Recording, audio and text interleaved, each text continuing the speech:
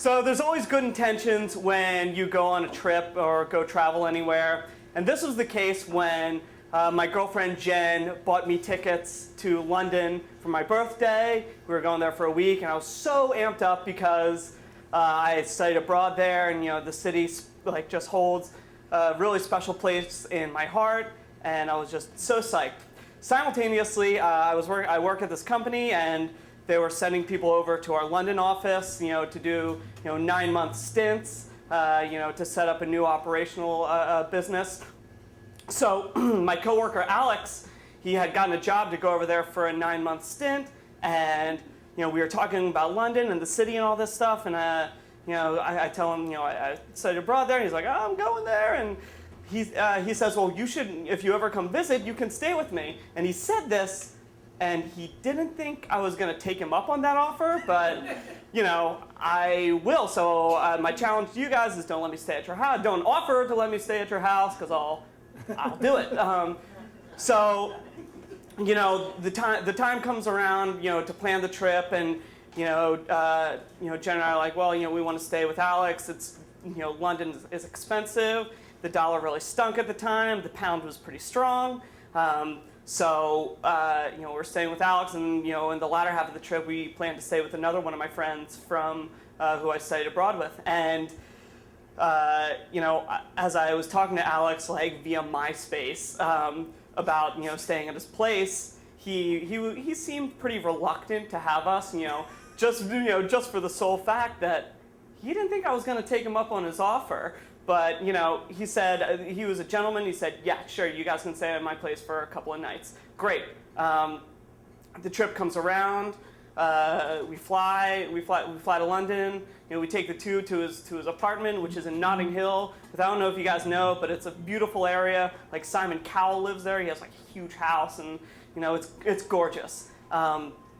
So we walk to Alex's apartment, and it looks beautiful outside, and we go in there. We see the doorman, and he gives us a key to the place. We let ourselves in, and we walk into Alex's apartment, and we open the door, and this whiff of stench comes in, and it's just and it's the mixture of Axe body spray and Jim, Jim that people have been pumping 8,000 pounds of iron in. It smelled horrible. It was a terrible, terrible, terrible smell. And I guess I should back up and tell you that Alex is only a little taller than I am, but he has these huge muscles. I mean, this guy works out all the time, and I even remember seeing on his MySpace profile that one of his occupations is a bodybuilder/model. So that will give you an idea of what this guy is kind of like. So we see this we get into the apartment, and the smell kind of matches the decor. It's there are gym clothes hanging on racks all over the place. There's a picture of him with his girlfriend, who also worked at the same company that Alex and I did, there, and he's making this muscle and covering her face, it looks kind of like this, and because his muscle's about this big, and they're both naked. It's one of those glamour shots. It was the corniest thing I've ever seen. And but Jen and I want to make the most of it. We're all right, this is not a bad thing. We're this gives us a chance to go out and explore the city and not stay at this place very long. Throughout the next couple of days, we're staying at Alex's place. We try not to, we see Alex from time to time. And prior we had planned. We were all right, Alex is letting us stay at his place. We're gonna we'll take him out to dinner. We'll take him out for drinks. But I think Alex was working a lot, and it never worked out. The last night we're staying there, we try to link up with Alex. It doesn't work. We get home from dinner at about 10 o'clock, and we're staying in Alex's living room. He just had a 1-bedroom flat, and that's the way it works. A lot of places are small in London, so he had this 1-bedroom flat, and we were staying on the worst pull-out couch you could imagine. I mean, I think the mattress was about this thin. If you made any slight movement, it was the loudest noise ever. yeah, it was terrible. And I'll tell you this, he also told us to bring our own sheets, which, was a real blessing in disguise. And so also, when we got there, we had to move this, this glass table, this glass coffee table over to the far side of his living room where the pull-out couch was. And he had all this computer equipment on the glass table. So we moved to the far side of the room, and Alex had at one point throughout our stay lifted up this window to get some air in. And we went to London in February, and it's not like it's cold here in February, but it's still pretty chilly. So Jen and I get back from dinner, and this is a Friday night, and we're deciding we want to go out and we want to go back out. And so Jen is in Alex's disgusting bathroom, getting ready. I'm kind of laying on the squeakiest bed ever, trying to read, and I don't know Notting Hill that well, so I'm trying to figure out a place to go.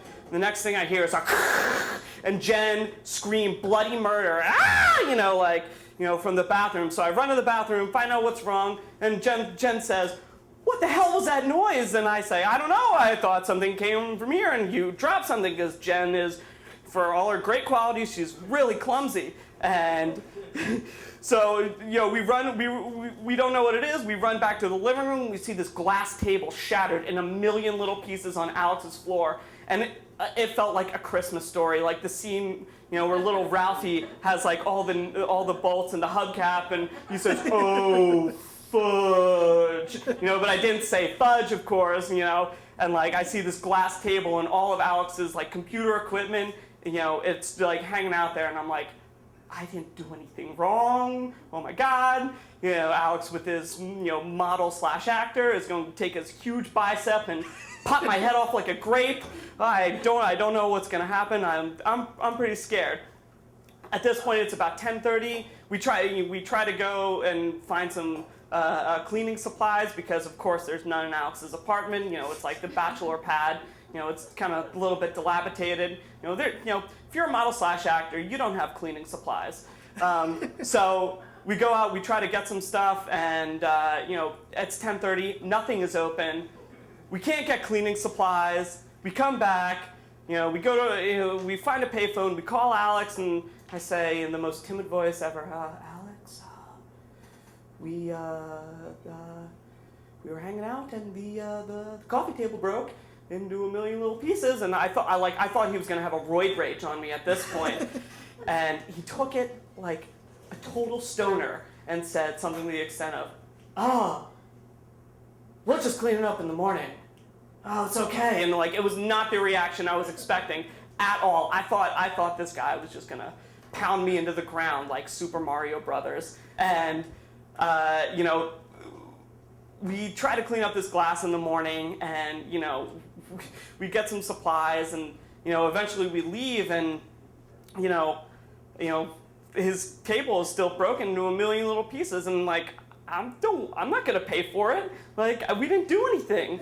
It was terrible. So a couple months pass. Jen and I ended up having a great trip. Alex comes back, and I see his girlfriend around in a bar not too far away from here, and she comes up to me in the most intoxicated way ever and turns to me and does something like this. "Hey, that's why you broke Alex's table." And I was offended because I'm like, I didn't do anything. I didn't do anything wrong. It was horrible. And today, to this very day, I sit about from where it is from me to about those beer taps from Alex. I see him every day, and every day I'm reminded of that table that I didn't break. And it just goes to show you how staying with a friend can really go awry really quickly. Thanks.